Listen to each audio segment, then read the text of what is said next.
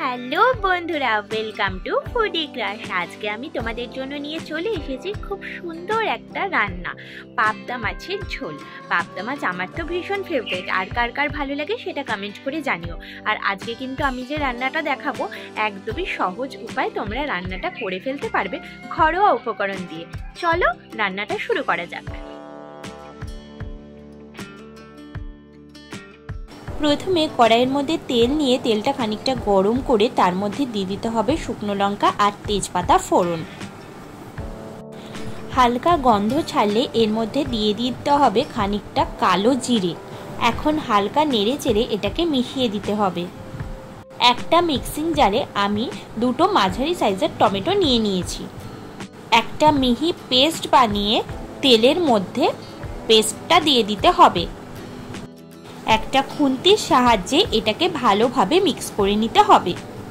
এখন এর মধ্যে দিয়ে দিতে হবে স্বাদ মতো নুন, সামান্য হলুদ গুঁড়ো আর লঙ্কা গুঁড়ো।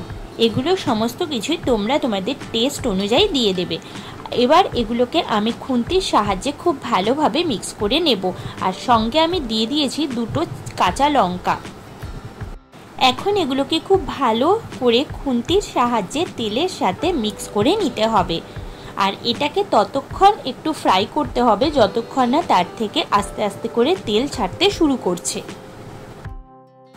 মশলা খুব ভালোভাবে কষে গেছে আর এর থেকে অল্প অল্প তেল ছাড়তেও শুরু করেছে।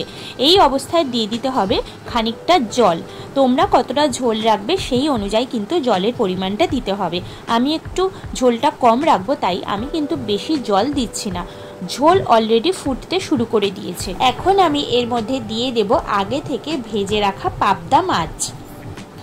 মনে রাখতে হবে পাবদা মাছ ভীষণ নরম হয়, তাই এগুলোকে কিন্তু বেশি নাড়াচাড়া করা যাবে না।